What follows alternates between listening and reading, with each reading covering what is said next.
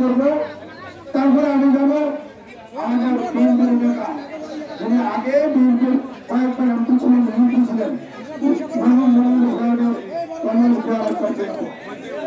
তারপরে আমি যাবো আমাদের প্রায়ত আমার ভান্ডার সরকার সাহেবের করবো এবং আমি একে একে করে আমাদের সাবেক সভাপতি আব্দুল শরীফের কর্মচারী করব, আমাদের অ্যাডভোকেট আবুল সাহেবের এবং আদিক সাহেবের কর্মচারী করব।